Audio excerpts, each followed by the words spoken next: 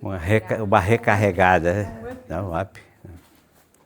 Bom, quem é Edilene?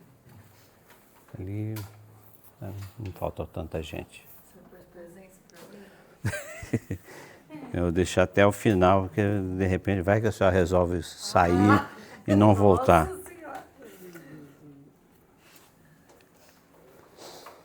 Muito bem, então vamos iniciar. Em nome do Pai, do Filho, do Espírito Santo. Amém. Pai nosso, que estais nos céus, santificado seja o vosso nome. Venha a nós o vosso reino, seja feita a vossa vontade, assim na terra como no céu. O pão nosso de cada dia nos dai hoje. Perdoai-nos as nossas ofensas, assim como nós perdoamos a quem nos tem ofendido. E não nos deixeis cair em tentação, mas livrai-nos do mal. Amém. Glória ao Pai, ao Filho e ao Espírito Santo. Como era no princípio, agora e sempre. Amém. Uma boa noite a todos. Dá as boas-vindas para a Dona Patrícia. A Dona Patrícia já é veterana, né? Já fez em anos anteriores aí, participou, né, do catecismo, da escola bíblica, fez a crisma aqui com a gente. Agora vai fazer a posse. Vai fazer o encaminhamento aí, como diz o Rodrigo, né? PhD, Master, tudo. Né? Isso aí. Fico feliz, né? Bom, então nós estamos falando sobre o Evangelho de Mateus. O que eu já falei em outras ocasiões para vocês, eu preciso repetir, né? O nosso estudo, ele, a minha proposta, né? O meu objetivo é apresentar para vocês o que nós costumamos chamar de chave de leitura, né? Você pegar um livro e você ter um conhecimento, né, do que o livro aborda, o que ele vai revelar, né? Então, porque aqui não dá para a gente estudar o livro, né, minuciosamente, versículo por versículo, capítulo, é absolutamente impossível, né? Então, eu venho aplicando essa metodologia há mais de 35 anos e pelo feedback que eu tenho recebido, parece que está sendo, né, assim, frutífero, né? Tá dando resultado. As pessoas conseguem, né, ouvir uma homilia, captar o eixo da reflexão, fazer uma oração, né, assim, porque às vezes a pessoa fala, não, mas eu queria pegar um versículo e estraçalhar ele. Isso não é o objetivo do nosso estudo, né? E aqui também não é, como muitas vezes, né, alguns grupos que se formam para estudar o Evangelho do dia, né, pegar um texto do Evangelho de um livro bíblico e dissecar, né? Aqui a gente vai fazer, o que eu tenho feito, né, é esse estudo sistemático, né, com metodologia, com uma linha de ação. Então, como a gente fez, né, até agora, nós entramos no Evangelho de Mateus faz 3 semanas, né? Até a gente chegar aqui, nós vimos, né, a estrutura geográfica, histórica, sociológica, econômica, religiosa. A gente plantou, né, um alicerce para que agora o enredo, né, tenha sustentação e que permita, né, que a gente faça uma reflexão, faça uma oração, né, como diz Lucas no Evangelho dele, né, com solidez, né, uma coisa sólida, consistente, né, não, eu acho isso, eu acho aquilo. O professor Felipe, você já deve ter ouvido falar, né, ele mencionando isso, as pessoas às vezes mandam pergunta para ele, professor, o que o senhor acha sobre isso? A resposta dele é categórica, eu não acho nada. A igreja pensa assim e eu penso como a igreja, penso com a igreja. Então, porque esse negócio do achismo, o problema do achismo é o que fundamenta essa multiplicação de igrejas evangélicas, de seitas, de denominações, porque cada um acha uma coisa. A gente não cansa de dizer, né, que a Bíblia tem sempre uma revelação nova. Você pode ler a Bíblia, pode, né, fazer ali a sua leitura, a sua oração 200 vezes. você vai encontrar coisa nova, né? Não que eu seja extraordinário, né? Mas eu já fiz essas leituras da Bíblia inúmeras, né? Incontáveis vezes. E eu ainda encontro novidade, ainda encontro, nossa, como é que isso me passou? Como é que eu nunca vi à noite? Como é que eu nunca vi isso, né? Como é que isso escapou? Então, texto, contexto e pretexto, né? Olha o João Miguel aí, o Corinthians. João Miguel hoje está feliz. Está feliz porque o Corinthians ganhou, então ele está ali, olha lá, ó.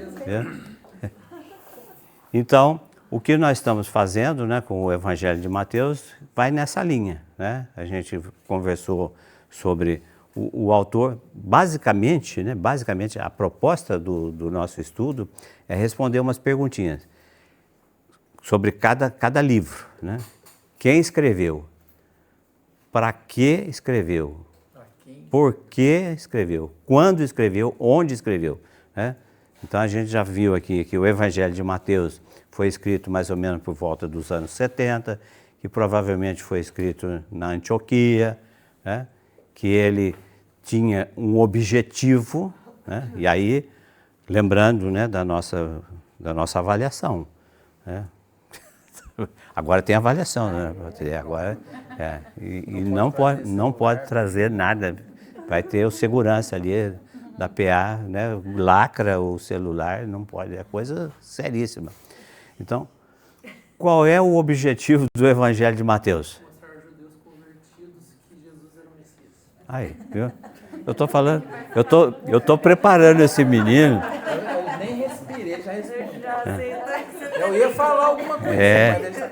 Não, eu tô dando linha para ele, porque eu tô para me aposentar. Então, nós já temos aqui... Assim tá vindo forte. Você está despertando, tem dois querendo competir aqui, ó. Não, aqui Assim 2030.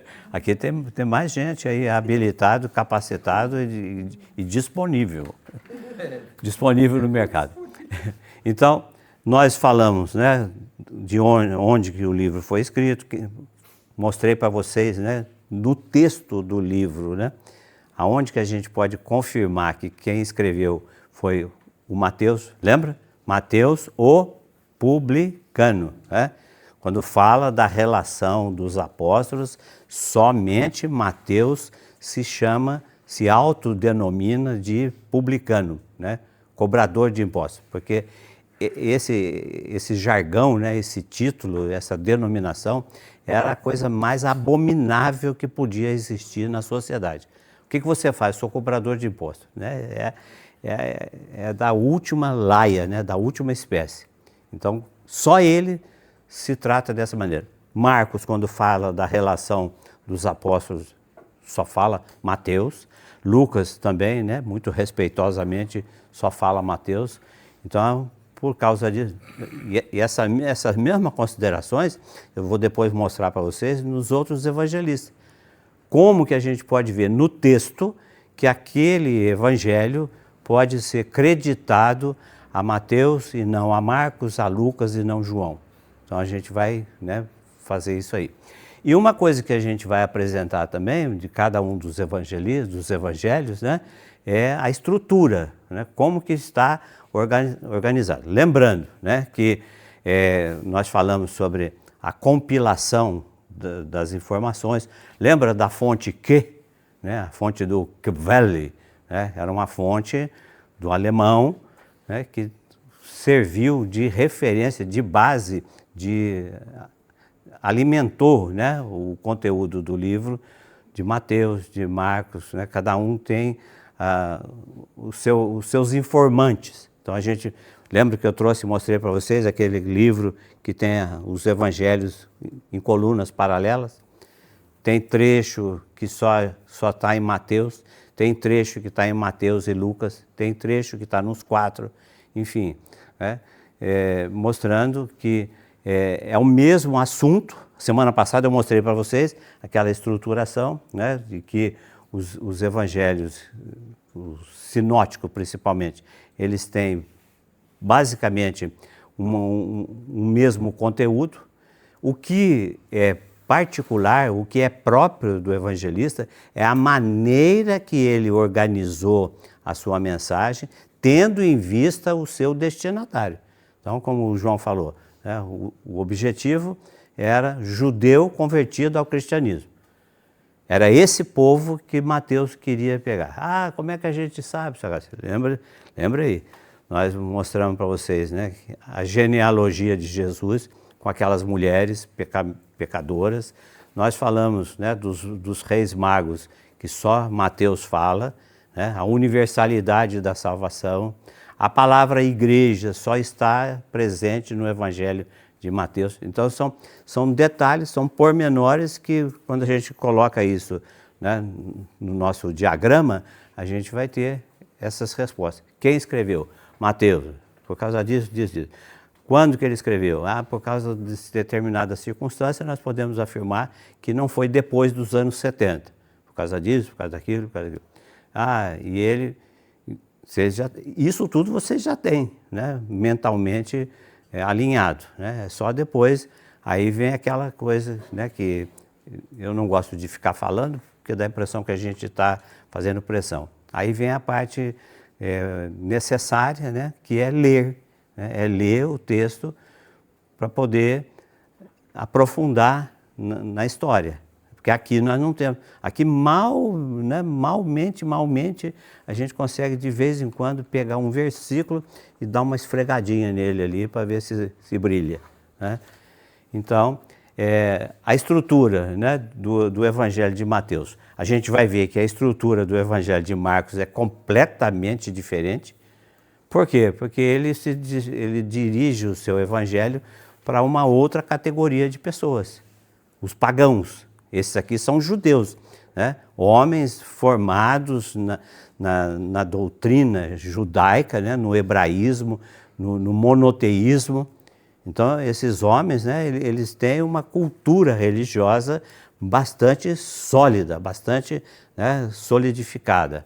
E ele, né, Mateus vai usar, né? Lembra que nós falamos que Mateus usa e abusa das citações do Antigo Testamento? São 140 citações.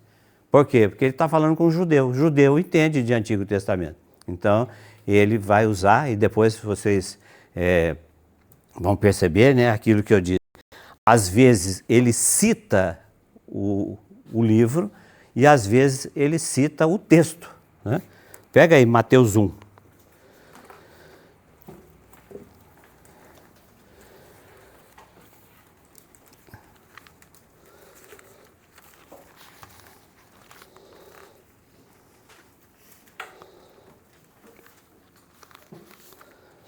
Mateus 1. Amém? Na Bíblia da Ave Maria, aquela velha, na Bíblia da Ave Maria, não tem número na página, mas é 1285. Acharam aí? Capítulo 1 do Evangelho de São Mateus. Diz assim, no versículo 22, tudo isto aconteceu para que se cumprisse o que o Senhor falou pelo profeta. Tá vendo? Aí ele abre aspas e fala, né, qual é o texto. Eis que a virgem conceberá e dará à luz um filho que se chamará Emanuel. Em outros momentos ele fala, conforme está escrito no profeta, mas ele não fala, né? Ele deixa por conta do destinatário, né, buscar a passagem. Aqui ele está sendo explícito, né? Ele fala que é uma mensagem do profetismo e diz qual é. E pega outra aqui, aí mesmo, capítulo 2 de Mateus.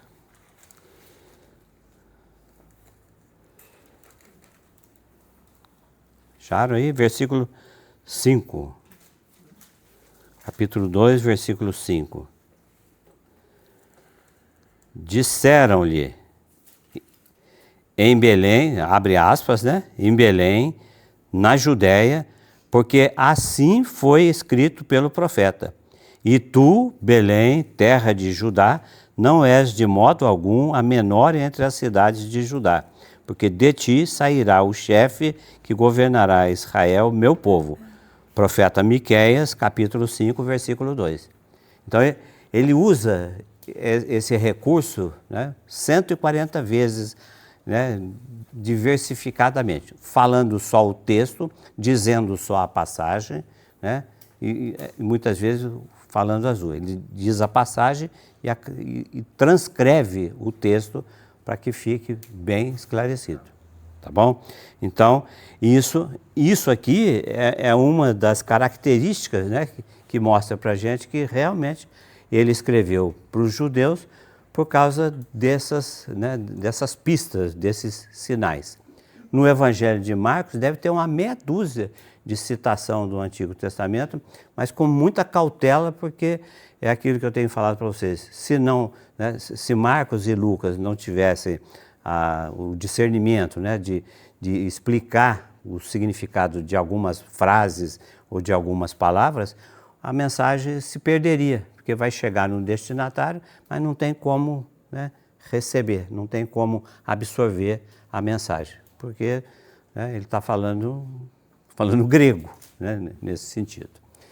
Então, por isso, né, quando a gente fala da estrutura do Evangelho de Mateus, a gente já mostrou isso aqui na semana passada, rapidamente, né, a gente precisa ter logo em mente, né, bem presente, os 5 grandes discursos de Jesus. Então, o que Mateus faz, né, sabiamente? Ele quer atingir o povo judeu convertido. Então, ele organiza a sua mensagem em 5 livros, que nos lembra o Pentateuco do Antigo Testamento, do povo de Israel. Gênesis, Êxodo, Levítico, Número e Deuteronômio. Mateus usa essa ideia, né, do Pentateuco. Pentateuco, vocês lembram, nós falamos aqui. Penta é 5, né, teucos é rolo. Lembrando que os livros eram formatados, né, e enrolados e guardados dentro de urnas de cerâmica, né, para preservação. Então, 5 rolos, né, 5 livros. E aqui Mateus vai usar essa ideia e vai organizar os discursos de Jesus, né, a sua catequese, em 5 livros, em cinco discursos, tá certo?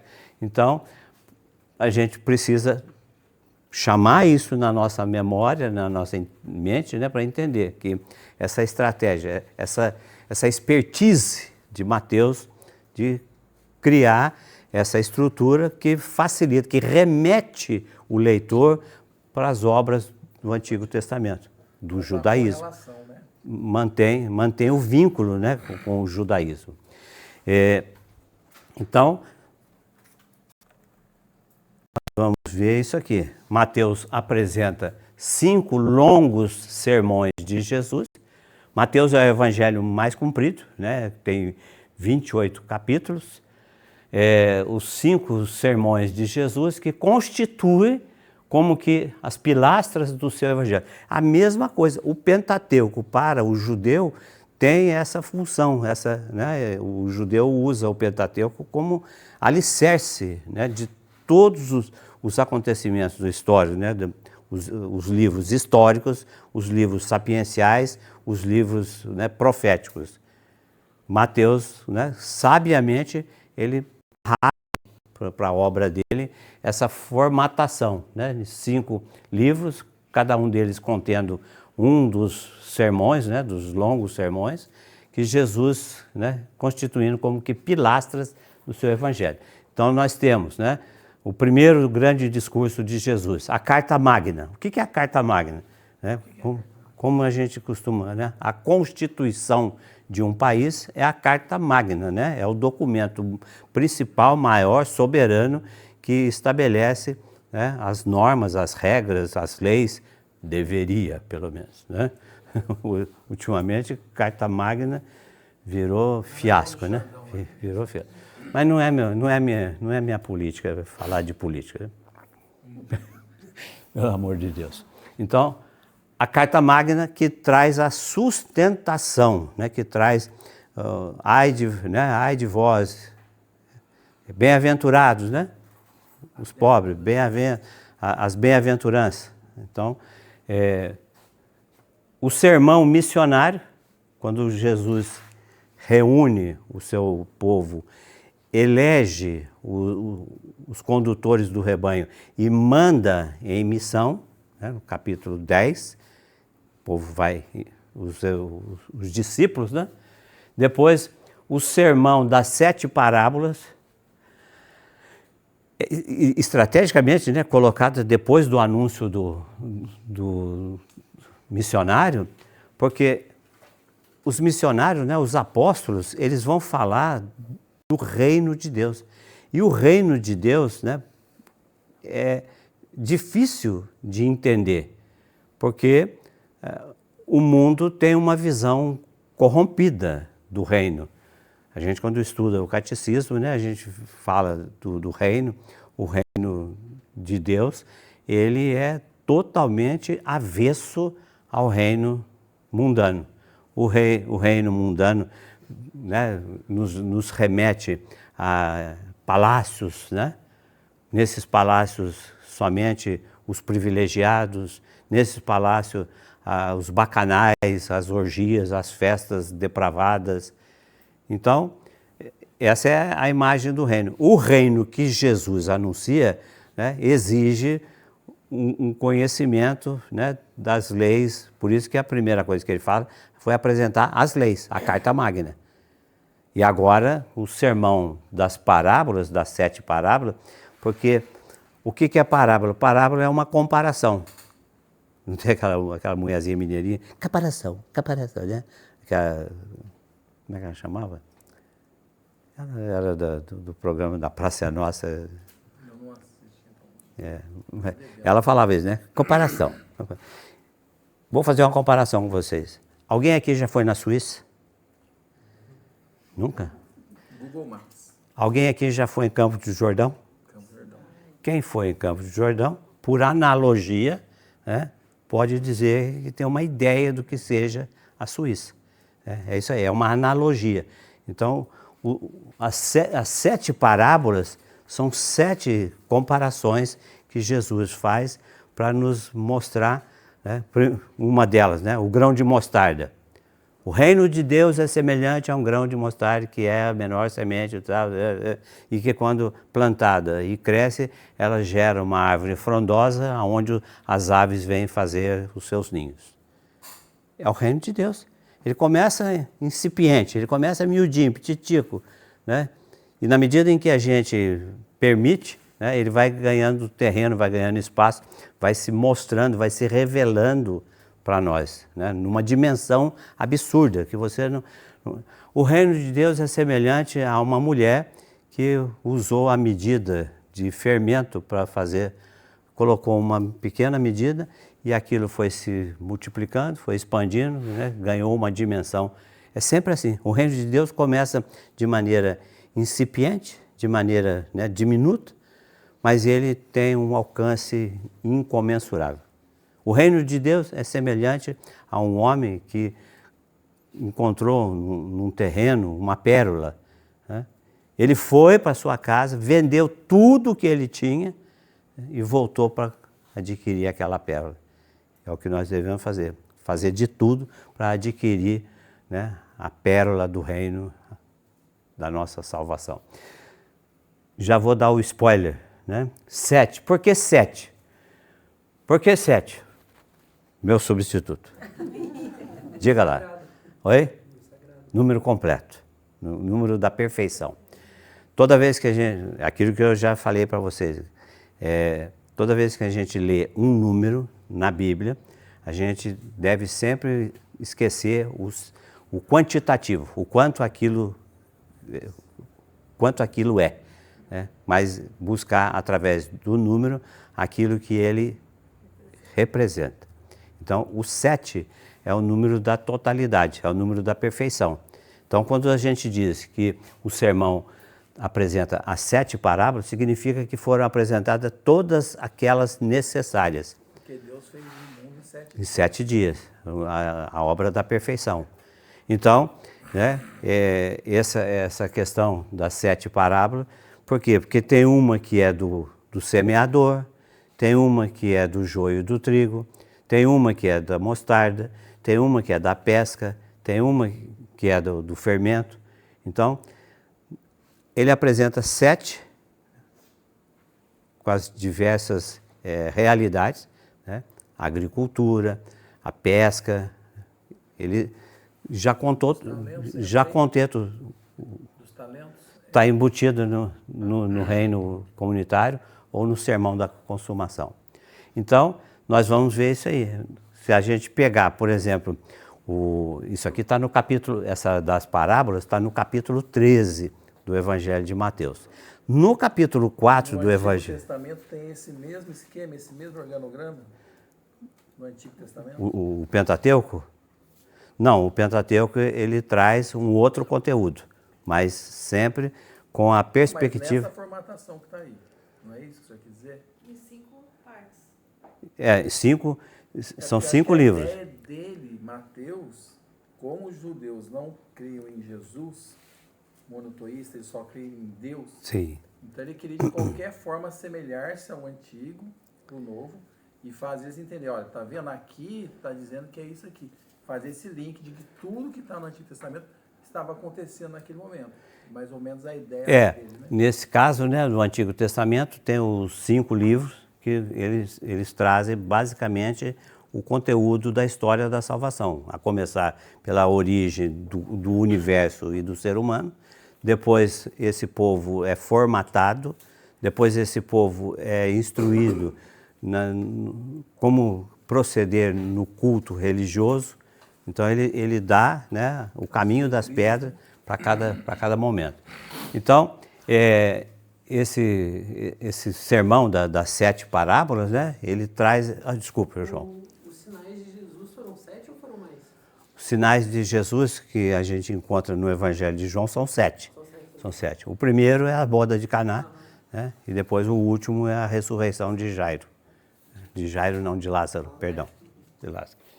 Então, Mateus, com muita sabedoria, inspirado pelo Espírito Santo, ele dá essa configuração para o evangelho dele, né? Aquilo que eu ia dizer. As parábolas no Evangelho de Mateus são 7. Está lá no capítulo 13. Se você pegar o Evangelho de Marcos, no capítulo 4, ele não traz 7 parábolas, ele traz algumas. Então, é diferente, né, a abordagem de cada um deles, porque para o pagão, né, isso aqui tudo não faz muito sentido. Então, seria novo para ele. Para ele é alguma coisa inusitada. Tudo bem? Então, o que vocês vão ter que fazer para ganhar conhecimento? Pegar a Bíblia, né? Pegar o nosso resuminho aí, que vocês têm a apostila também, né?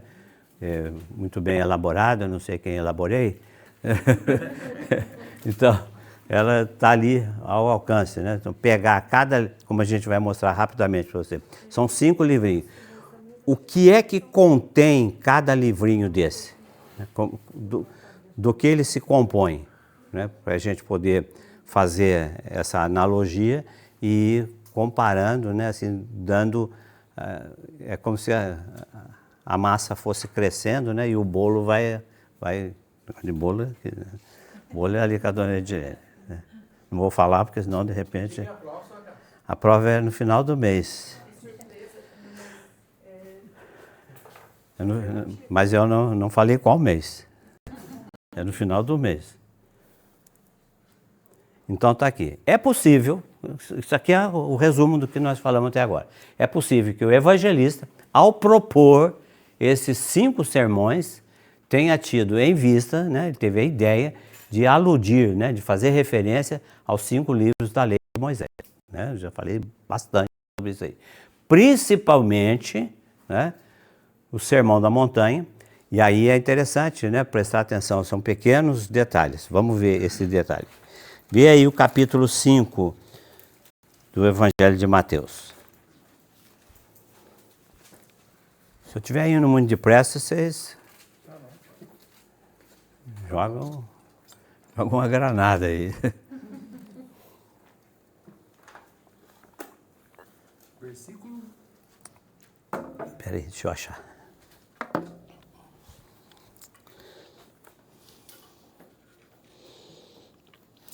Primeiro. Pode ler, Jorge, faz favor. Acharam aí todos os 5, versículo 1. Vendo as multidões, Jesus subiu a montanha, sentou-se e seus discípulos se aproximaram dele. E abrindo a boca, ele os ensinava, dizendo: 2 pontos, um embaixo, outro em cima, não esquece. Dá uma pausa. Lucas, Evangelho, deixa marcado isso aí. Deixa marcado essa página. Vai no Evangelho de Lucas.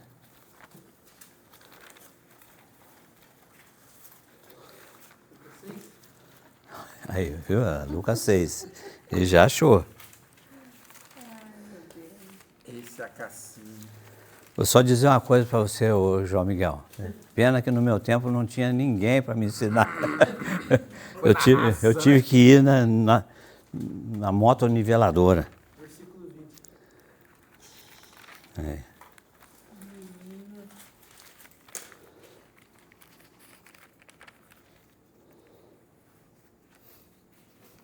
Sentado do lado dele, de oração, É, fazer um círculo assim em volta dele. Só que a senhora, o senhor falar que a prova é oral, vai ter gente que nem vai vir. Não. Vamos lá. Então, ô Luiz, lê aí capítulo 6, versículo 12. 12 mesmo? É, capítulo 6, versículo 12. Achou, João? Lê para nós, faz favor. E aconteceu que nesses dias Jesus foi à montanha para rezar e passou a noite inteira em oração a Deus. Quando amanheceu, chamou seus discípulos, escolheu 12 dentre eles e deu-lhes o nome de apóstolos. Simão, a quem chamou também de Pedro, e seu irmão André, Tiago e João, Filipe e Bartolomeu, Mateus e Tomé, Tiago, filho de Alfeu, e Simão, chamado Zelota, Judas, filho de Tiago, e Judas Iscariotes, que se tornou traidor. Vai. A multidão também? Vai ter. Jesus desceu com os discípulos e parou numa planície. Havia aí numerosos discípulos e grande multidão de gente, de toda a Judéia e Jerusalém, do litoral de Tiro e Sidônia. Tá bom. Dá uma rebobinada aqui, vou ler aqui para vocês no versículo 17. Porque lá no versículo 12 diz assim: Jesus, né, naqueles dias, Jesus retirou-se a uma montanha. Lá no Evangelho de Mateus, né, Jesus subiu aonde? Na montanha. No Evangelho de Lucas, Jesus foi na montanha. Tudo bem. Escolheu os 12, deu o nome de apóstolos, e aí vem o versículo 17. Descendo, ele estava na montanha, ele desceu, né? Descendo com eles, parou numa planície. Opa, seu Acácio do céu. Cada um fala uma coisa. É na montanha ou é na planície? Aí veio o que nos interessa para o nosso estudo. Mateus se refere à montanha como sendo o local onde Jesus falou com seus apóstolos, porque a montanha, né, lá no Antigo Testamento, quem é que tinha uma relação com a montanha? Quem é que falou com a sarça ardente no pé da montanha? Moisés. Então, para o evangelista Mateus, Jesus é o novo Moisés. É aquele que, né, Moisés foi lá e recebeu as leis, né, as tábuas das leis da mão de Deus. Jesus, né, oferece para o seu povo as leis. Quais leis? As bem-aventuranças, as leis da nova justiça que ele veio implantar, né? Completamente, né, contrária à lei da justiça humana, né? Ó, entre aspas, né? Justiça entre aspas, né? A justiça humana, né, está longe de ser justiça. E por isso que Jesus vai falar: bem-aventurados os mansos, bem-aventurados os puros de coração, bem-aventurados os pobres, bem-aventurados quando vocês forem injuriados, caluniados, maltratados por minha causa. Então, essa é a nova lei, né? Um absurdo para a sociedade. Por isso que Jesus começa a incomodar, porque o que ele está pregando é completamente adverso daquilo que o mundo está propondo. Por isso que quando Jesus chega perto de João Batista para receber o batismo, né, ele fala, João não quer batizar, nossa, sou eu que deveria ir a vós, no entanto tu vens a mim. Ele fala, deixa que se cumpra a justiça por enquanto. Deixa do jeito que está, que nós vamos dar a solução. Vou trazer, né, a justiça do plano, né, de Deus. Então é isso aí, né? Moisés é uma referência icônica, né? É um ícone no Evangelho de Mateus com essas comparações. No Evangelho de Mateus, ele coloca Jesus na montanha, no topo da montanha, pregando ali os seus ensinamentos. E no Evangelho de Lucas, ele desce Jesus da montanha, quer dizer, rompe, né, elimina a figura de Moisés, porque o objetivo de Lucas não era, né, fazer do seu conteúdo uma referência do Pentateuco. Pelo contrário, né, é outra história que nós vamos falar. Então, sim. O senhor me corrija se eu estiver errado. E se Mateus, por exemplo, tivesse pensando, tipo assim, Deus no seu 100% Deus, e o Lucas estava pensando 100% homem, tipo assim, igualando ele com... Não existe, né, assim, elementos comprobatórios, né, mas a gente pode fazer uma analogia, né, toda comparação é pobre, né, mas poderia ser isso, levando em consideração aquilo que a gente falou nos primeiros dias, que Mateus, né, nos remete ao Deus homem, né, e Lucas nos remete ao Deus divino, né, a dupla natureza de Jesus, a natureza humana e divina, né? A união hipostática, olha, união hipostática. Isso chegar em casa, né? Chamar um estudo lá, botar maionese. Essas coisas mais difíceis é bom escrever que cai. Eu já falei, quando eu aumentar o volume da voz, é dica de prova, é dica de prova. Então tá aí, né? Jesus se mostra como o novo Moisés, né? Porque ele vai agir na montanha, né? Ou ele é o novo legislador. Moisés apresentou as leis que ele recebeu de Deus.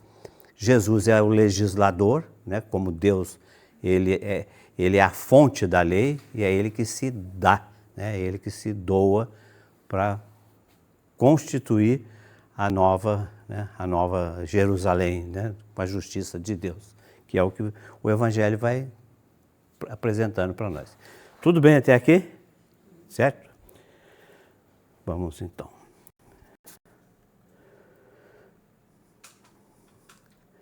Aqui é o seguinte, né? Vamos... Mateus 5. Pega aí.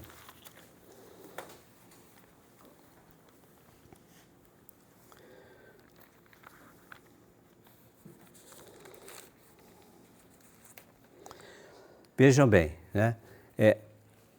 O que Mateus organizou, a gente pode enxergar dessa forma. Ele colocou na boca de Jesus 5 discursos, cada discurso, né, voltado para uma realidade, e esse discurso ele vem após um trecho que ele vai fazer, é como se ele estivesse fazendo uma preparação, o pano de fundo daquele discurso. Primeiro ele fala de alguns elementos que são próprios, né, do discurso. Depois, então essa nós chamamos de a parte narrativa, é a parte preparatória, e depois vem o discurso propriamente dito, né? No caso, o primeiro discurso, que é a Carta Magna, começa aqui no capítulo 5, versículo 1. As bem-aventuranças. As bem-aventuranças. É aquilo que a gente leu agora há pouco. Vendo aquelas multidões, Jesus subiu a montanha, sentou-se e seus discípulos aproximaram-se dele. Então, abriu a boca e lhes ensinava, dizendo. Então, toda vez que vai começar um discurso, a gente tem uma frase mais ou menos semelhante com essa, mostrando. E então os discípulos chegaram, se assentaram ao lado de Jesus, que abrindo a sua boca começou, né, a ensinar. E ele começa o discurso, né, e o discurso termina, vejam aí o capítulo 7,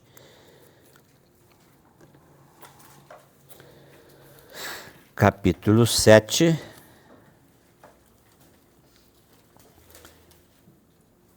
acharam? Capítulo 7, versículo 28. Dona Viviane, lê para nós aí, por favor. Quando Jesus terminou o discurso, a multidão ficou impressionada com a sua doutrina. Muito bem. Então, Mateus vai colocar isso estampado, né? Quando ele terminou o discurso, é para ficar, para dar o início e o fim. Então, aonde que a gente encontra o primeiro discurso? No capítulo 5, 6 e 7, até o versículo 27. O versículo 28 já é, né, quando ele fala, terminando o discurso, e aí ele vai seguir para uma nova, né, uma nova realidade, uma nova narrativa e um novo discurso, e assim por diante. E toda vez que ele vai começar um discurso, ele, né, ele dá a pegadinha. Ó, presta atenção.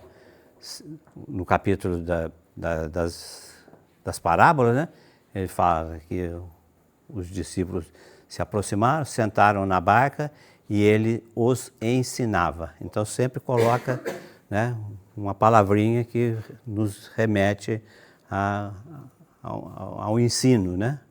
Ele está ali transmitindo os ensinamentos nesses 5 livrinhos, né, nesse conteúdo. Então está aqui.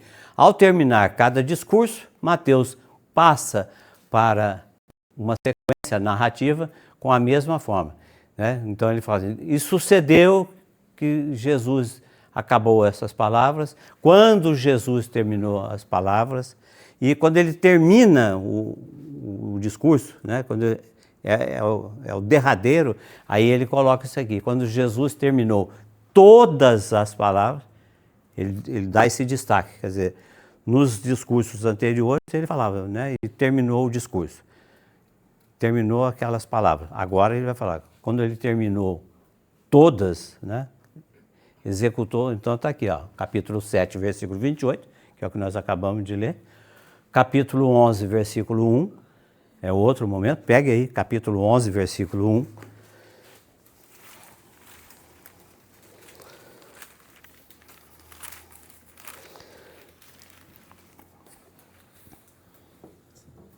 acharam? Amém. Aí ele diz assim, né, capítulo 11, versículo 1, após ter dado instruções aos seus 12 discípulos, Jesus partiu para ensinar e pregar nas cidades daquela região. Ele terminou um discurso, né, e já segue adiante para dar continuidade na pregação. Depois, né, capítulo 13, versículo 53, que é o capítulo das parábolas. Capítulo 13, versículo 53, acharam? Após ter exposto as parábolas, Jesus partiu. Então, né, Mateus sempre vai dar, ó, aqui termina o discurso, aqui termina o discurso.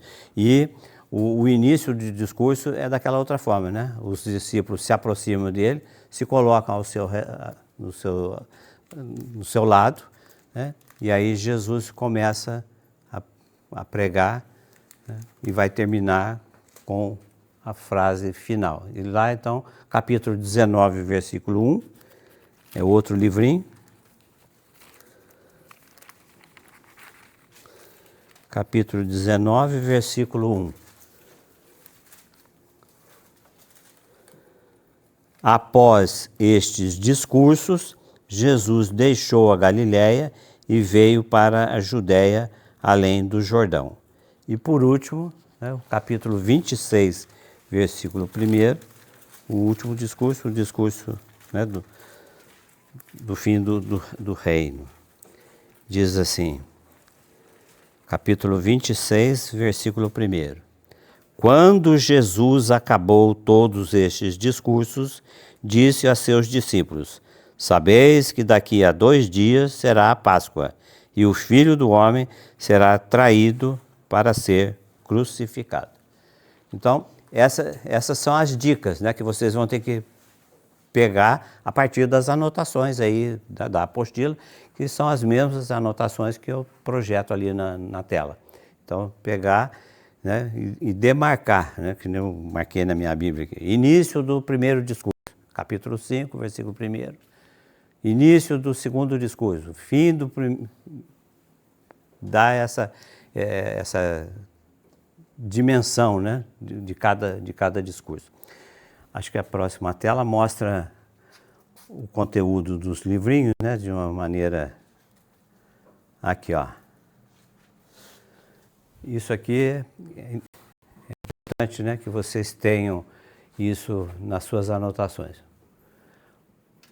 O Evangelho começa com a introdução geral, né, falando sobre o mistério de Jesus. Vai colocar Jesus no contexto, né, aquilo que nós vimos na genealogia. Abraão gerou Isaac, então ali nós estamos contextualizando, né, em que época, em que período, em que tempo, em que dimensão Jesus existiu. Existiu nessa sequência, né, genealógica das famílias, né, dos judeus. E ele vem nessa dimensão. Depois, aí vem os 5 livrinhos. Mateus, né, divide em 2 partes. A primeira parte, onde Jesus proclama, né, anuncia o reino. E aí vem os 3 livrinhos da primeira parte. O primeiro livrinho falando sobre a justiça, né, que eu falei várias vezes aqui para vocês, a justiça do reino de Deus, que é totalmente diferente, diversa da justiça do homem, né? A justiça do homem é o que nós vivenciamos nos dias de hoje, né? Todo mundo querendo tirar proveito, todo mundo querendo, né, dar uma ajeitadinha, tirar uma casquinha, buscar o verdadeiro sentido da justiça passa muito longe, né, dos pensamentos. Então, o primeiro livrinho, a justiça, né, é apresentado. Depois, o segundo livrinho, a justiça do reino liberta os pobres e oprimidos, e isso vai causar, né, vai causar impacto na relação de Jesus com o povo, sobretudo com as autoridades. Quando Jesus chega em Jerusalém, finalzinho lá do Evangelho, começa uma verdadeira perseguição. As autoridades vão para cima de Jesus, tentando colocar ele numa saia justa. Vai falar do imposto. É justo pagar o imposto para o imperador? Dar a César o que é de César, dar a Deus o que é de Deus. De onde que vem o batismo de João? Jesus, né? A gente vai falar isso aí. Jesus vai usar da sua sabedoria para colocar as autoridades, né, com o rabinho entre as pernas. Porque Jesus vai falar, se vocês disserem para mim, né, de onde que vem, eu mostro para vocês. Só que se mostrar, vocês ficam comprometidos perante o povo. Então, o terceiro livrinho, né, fala justamente disso que eu estou comentando. A justiça do reino produz conflitos, na medida em que Jesus vai apresentando. Uma coisa que é importantíssima da gente ter bem claro na nossa mente. Muitas vezes a gente ouve assim, algumas pessoas piegas, né? Aquela coisinha melequenta. Porque o Papai do Céu mandou seu filhinho aqui na terra para morrer por nós, como se fosse alguma coisa previamente estabelecida, como se fosse um script como tem nas capelas, nas igrejas, nos colégios, as representações da Semana Santa, né? Aquela coisa, o soldado vai lá, prende Jesus lá no horto e leva, né? Mas mostrando tudo como se fosse assim, como se aquilo tudo tivesse sido planejado. Nós temos que deixar um pouquinho isso de lado, né? Dar um passinho a mais na nossa maturidade de fé e entender que Jesus, na verdade, né, ele morreu porque ele contrariou as expectativas das autoridades. Um dos grandes, né, momentos é quando Jesus fala para destruir o templo, que em 3 dias ele vai reconstruir. O templo levou 40, 60 anos para ser construído. O templo era o local onde o povo levava as suas ofertas, né? O que eram essas ofertas? Basicamente para o sacrifício dos animais. O gado maior, o gado menor, né? O touro, o bezerro, a ovelha, o carneiro, o pombinho, para as famílias sem poder aquisitivo. Era o caso de José e Maria, né, que foram fazer a oferta conforme a lei de Moisés estabelecia. Então, quando Jesus fala que poderia destruir o templo, o lobby ruralista, né, o lobby que criava, né, o rebanho para vender a preço exorbitante, né, para quem vinha oferecer. Porque vinha, segundo a lei, né, da religião judaica, eles tinham que anualmente ir ao templo fazer a sua oferta, fazer o seu sacrifício. E vinha gente de muito longe, não dava para trazer o animal. Então vinha e comprava ali. E aí bate o desespero nos criadores. Se não tiver templo, não tem sacrifício, vou fazer o que com o meu rebanho? Vou vender para quem? Vai ter uma calamidade, vai ser uma falência geral. Então, são esses, né, os articuladores que vão fazer pressão nas autoridades religiosas. Lembra que eu falei para vocês que os paramentos do sacerdote ficavam na Fortaleza Antônia, na fortaleza que era o quartel-general do exército romano. O sacerdote vivia na mão do rei, né, das autoridades.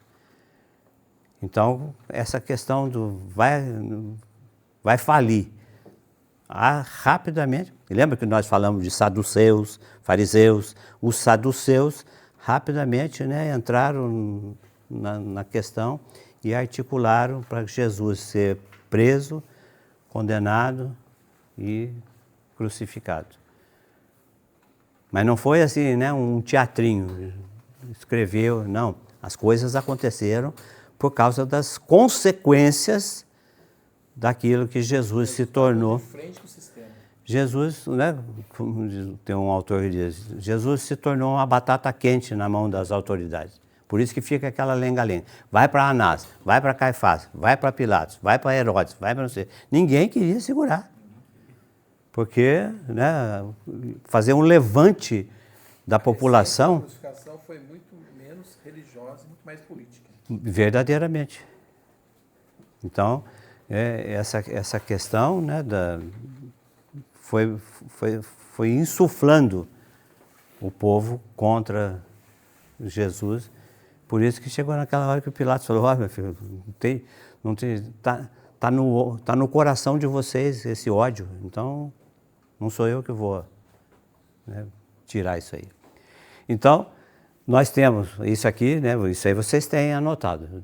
É preciso que vocês peguem, né, e façam a leitura dos textos, né, compreendidos aqui entre cada parênteses, né, falando do conteúdo de cada livrinho. Primeiro livrinho, segundo livrinho, terceiro livrinho. Ler dessa forma, ler com porque você pode ler o livro, né, o Evangelho, sequencialmente do primeiro versículo até o último. Pode ler, né?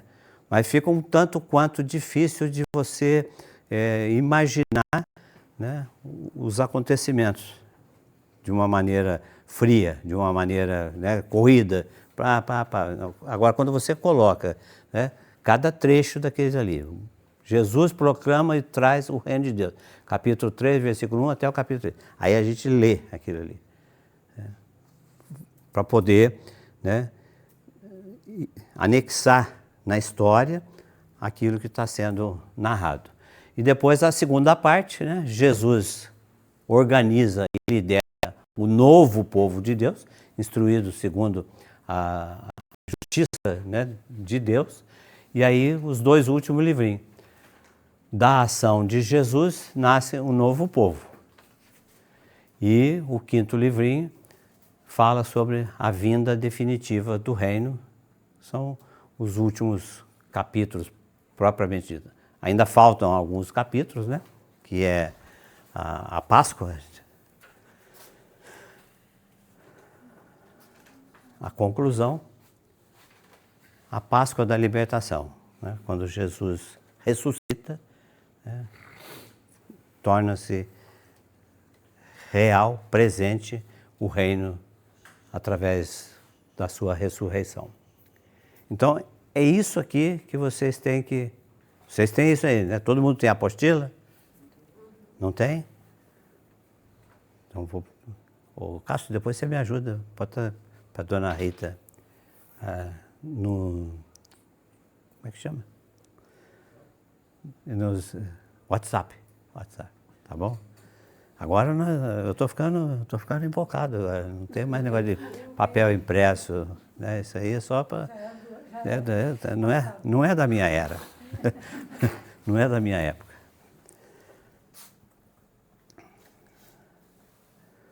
Então aqui só, né, uma caminhada rápida aqui sobre esses momentos. Aquilo que eu falei, né? Jesus nasceu dentro da história. Aquele capítulo 1 que fala da genealogia, né, aquela coisa toda, tem por finalidade, né, situar Jesus no tempo e no espaço. Colocar ele dentro de uma cronologia, dentro de uma dimensão. Ele não é um ser etéreo, né? Ele não é... Existiu no início da história da igreja, por volta do século II, uma heresia, né? Uma teoria contrária à doutrina católica, que dizia que Jesus era um holograma.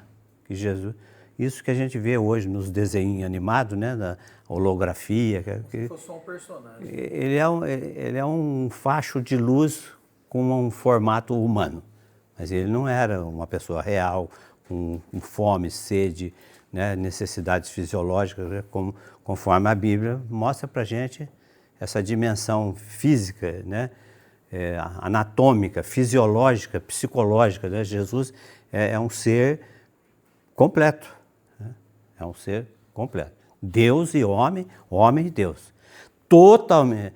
Aí vem, né, a exigência da nossa fé. Isso que eu falei, né, da união hipostática de Jesus. É um dos mistérios centrais da nossa fé. Acreditar, né, que Jesus é verdadeiramente Deus e verdadeiramente homem. Isso a gente reza no credo. Né, que ele é, né, 100% humano e 100%.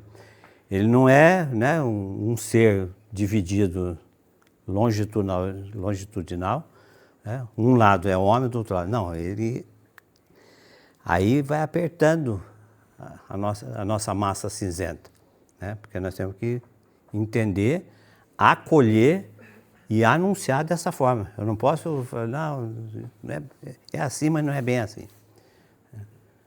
Um bispo da igreja, né, São Cirilo, ele falava que Maria, quando ela deu à luz a Jesus, ela deu à luz um ser humano completo, com corpo e alma, né?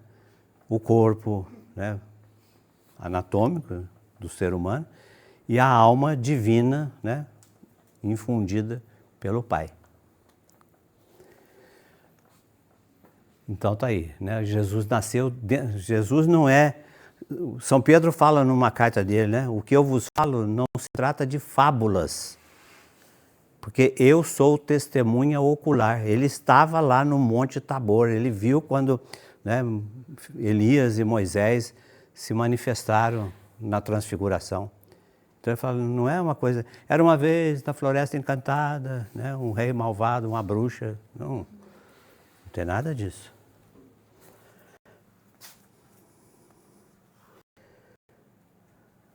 Aqui, ó, a primeira parte. Né? Jesus proclama.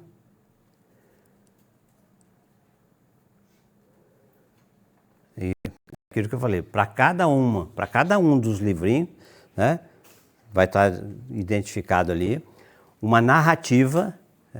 O que é a narrativa, seu Acácio? A narrativa é, né, o relato que mostra a estrutura, né, do tempo, da história, os fatos que estão acontecendo, em que circunstância, em que elementos, né, da história Jesus vai intervir. Então, essa é a parte narrativa. Depois é o discurso, depois é o ensinamento dele. E em cima disso, né, semana que vem nós vamos fazer, eu vou trazer para vocês umas anotações sobre o capítulo 7, principalmente, né, que é muito rico para poder jogar um pouco de curiosidade, né, para chegar um pouco mais adiante. Aí, depois da narrativa vem o discurso, né, e é sempre colocado dessa forma. As pessoas, né, se colocam ao redor de Jesus e ele, com a sua sabedoria divina, né, começa o seu discurso. Né? Não são palavras vazias, né, mas palavras cheias de vida, cheias de amor, cheias de verdade, né, que é o que ele é.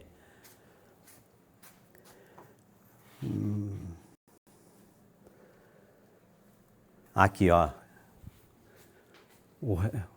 É isso que a gente vai falar semana que vem. No Sermão da Montanha, Jesus explica aos seus seguidores o que é a justiça, né? Estou martelando nessa palavrinha aí. E como que ela vai, através dele e dos seus seguidores, produzir a libertação dos pobres e oprimidos. Bem-aventurados os pobres, bem-aventurados, né? Ai de vós, ele vai, né, colocar o recheio no pastel. O discurso que ele faz é nesse sentido, né, de dar substância, né, dar conteúdo para a sua mensagem.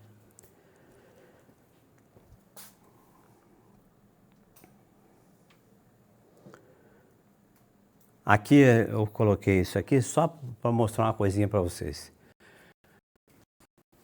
Capítulo 5. Vamos ver aqui uma coisinha.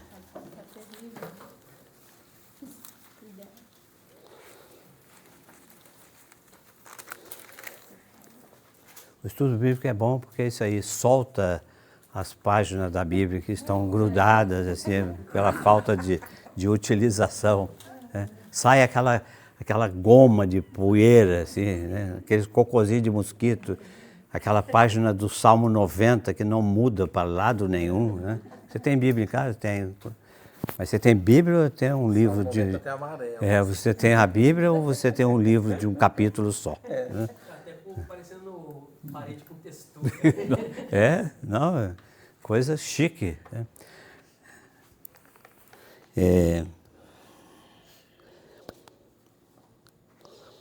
Acharam? Capítulo 5, versículo 17. Você quer ler, Everson?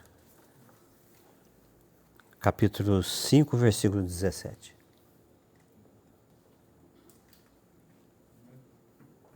Não julgueis que eu vim abolir a lei ou os profetas. Não vim para os abolir, mas sim para os cumprir. Porque em verdade vos digo, antes passarão o céu e a terra, que passa da lei um só jota ou um só ápice. Tá bom. Olha bem, né? Olha o que ele falou ali. Em verdade vos digo, passará o céu e a terra antes que desapareça um J, né? É aquele, antes que desapareça a menor letra do alfabeto hebraico, né? Essa virgulinha aqui, ó. antes que isso desapareça, né, ele já terá feito acontecer a sua justiça. E aí ele vai dizer mais. Leia aí o capítulo, o versículo 19. Aquele, pois, que violar desses mandamentos, mesmo dos mais pequenos, e ensinar assim aos homens, será considerado o mais pequeno no reino dos céus.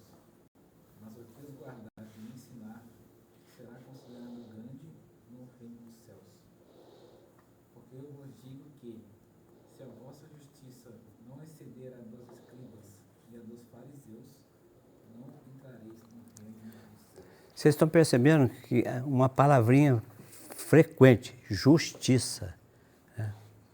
Todo texto que você lê para cá ou para lá, ele vai colocar. Que é justamente esse conflito entre a justiça corrompida do homem com a justiça plena de Deus, a verdadeira justiça. Por isso que ele fala, né, se sumir um J, né, pode até sumir, mas a palavra dele, né, vai permanecer. E aí ele entra com aqueles argumentos que nós já falamos 2, 3 vezes aqui nos últimos dias. Ouvistes o que foi dito, olho por olho, dente por dente. Eu, porém, vos digo, pá.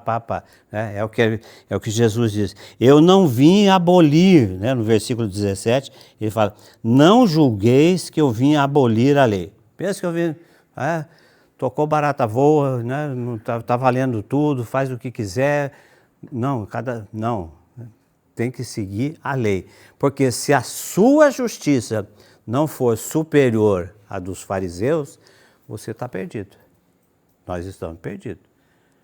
Então, Mas Jesus está dizendo também que não é para a gente esperar a justiça, é para a gente praticar. praticar, né? Tem que colocar em ação. O I também é uma letra bem considerada, ou J? É porque algumas É, a traduções minha está aí, tá ao invés de Também J. tá aí. É isso, realmente é o iota ou o jota, né? É a mesma. É igual no grego também, né? O jota e o i são vizinhos de. são parelhos, como diz o gaúcho, é parelho.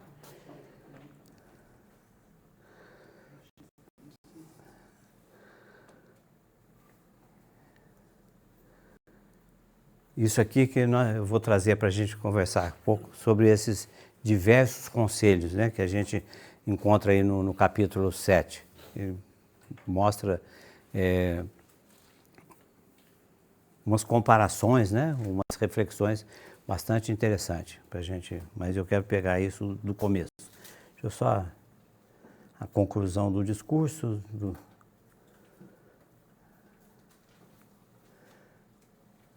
aqui, né? Quando ele termina o primeiro discurso, olha só o que o texto traz para nós. Quando Jesus terminou o discurso, a multidão ficou impressionada, e isso era frequente. Cada vez que ele fazia uma pregação, deixava todo mundo de boca aberta, né? Que sabedoria é essa? De onde vem essa sabedoria? E ele vai falar, essa sabedoria não vem de mim, vem do Pai. Né?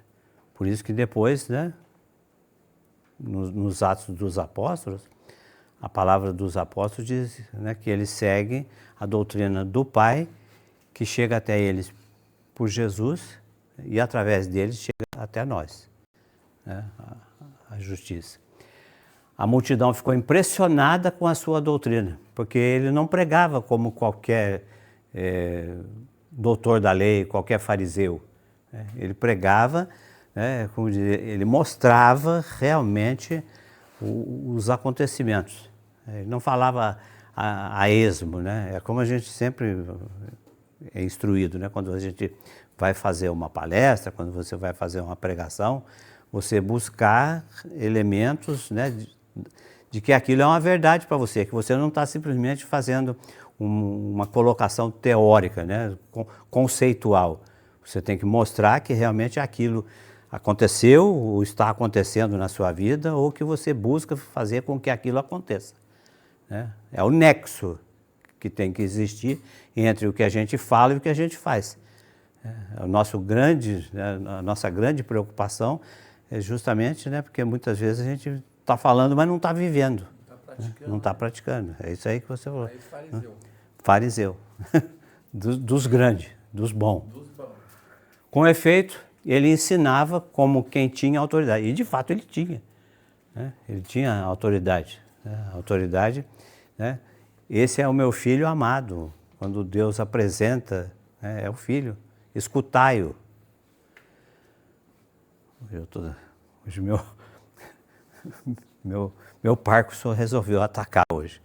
Nossa Senhora. Tá uma loucura. Só mais... Que horas são? 8h20? 15 para as 9? Poxa, ninguém me Vai avisa. maratonar, não vai? É. Você vai maratona. Segundo livrinho. A justiça do reino liberta.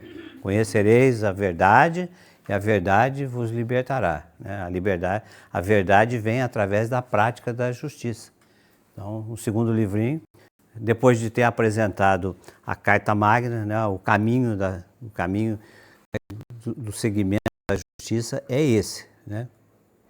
As bem-aventuranças, essa observação que nós acabamos de ver, praticar a justiça de maneira superior, né, de maneira melhor, mais aprimorada do que a justiça do homem, né? A verdadeira justiça, a justiça que emana de Deus, né? Essa justiça, o objetivo do Evangelho é mostrar isso aí, que ela é libertadora, ela liberta os pobres e os oprimidos.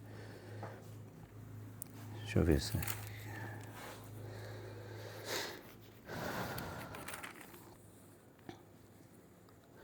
Um detalhe, né, que eu gosto de chamar a atenção é Mateus capítulo 8.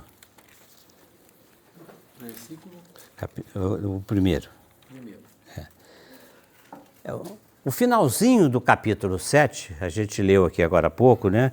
No versículo 28, quando Jesus terminou o discurso, a multidão ficou impressionada com a sua doutrina.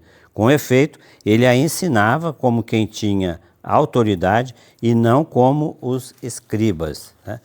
E é interessante que Mateus, estrategicamente, né, sabiamente, bastante expertise, ele coloca esse trechinho aqui no capítulo 8, os primeiros...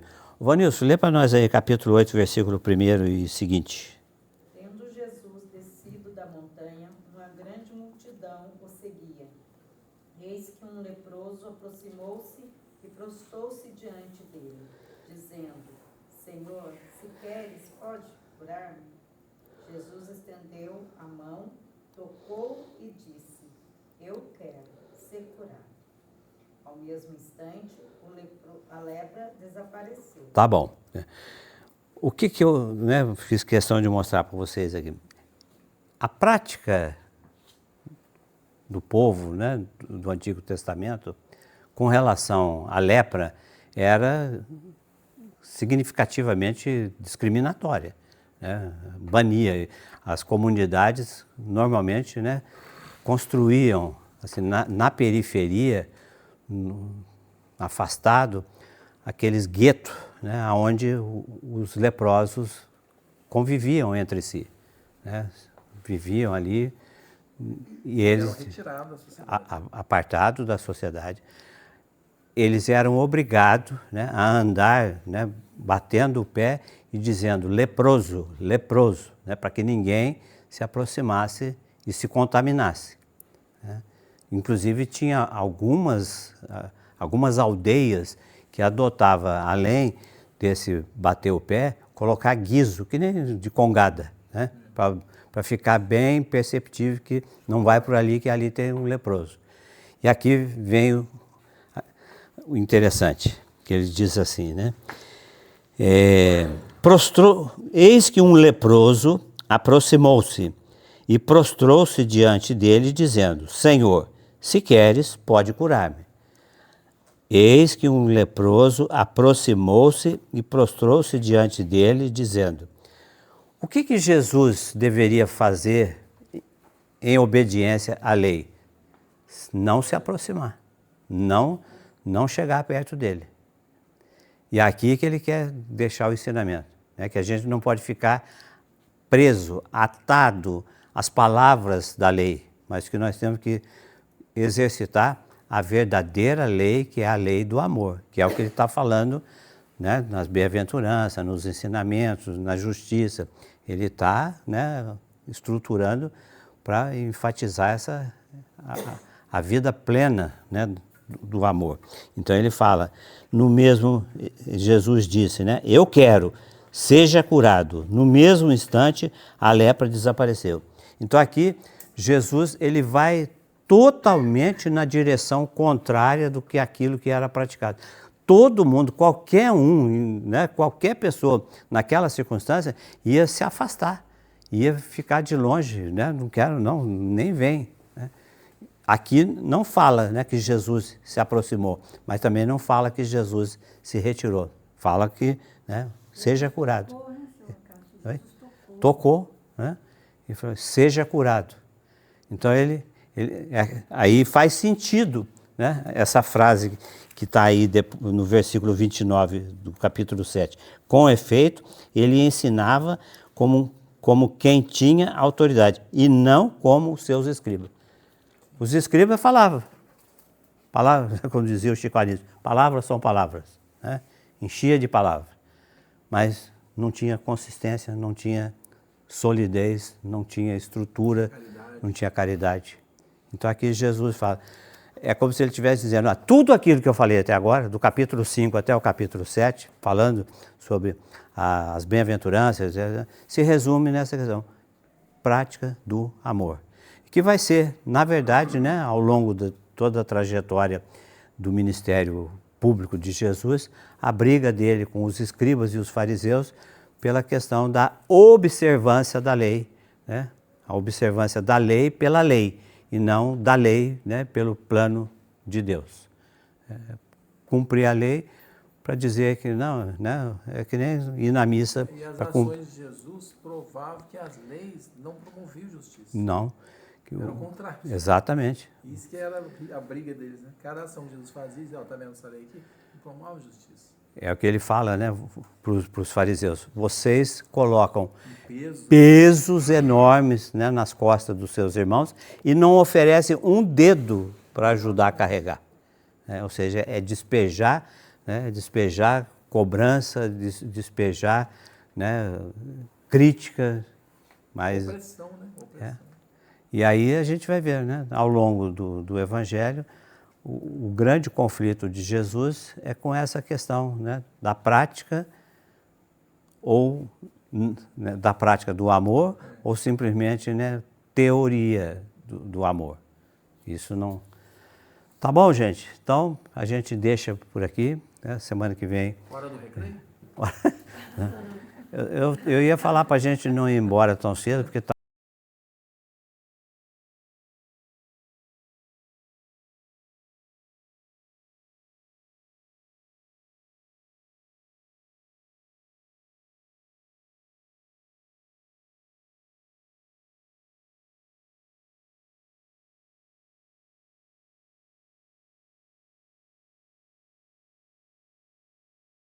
Então, é isso que eu falei, vocês moram aqui dentro, então safo. Vamos agradecer a Deus, pedir que Ele derrame sobre nós. Estamos aí nos aproximando, né, da solenidade de Pentecostes, pedir que derrame sobre nós a sabedoria e a ciência do Espírito Santo, para melhor compreender a palavra de Deus e colocar em prática em nossas vidas. Tudo isso com o auxílio maternal de Nossa Senhora de Loreto. Ave Maria, cheia de graça, o Senhor é convosco. Bendita sois vós entre as mulheres, bendito é o fruto do vosso ventre, Jesus. Santa Maria, Mãe de Deus, rogai por nós, pecadores, agora e na hora de nossa morte. Amém.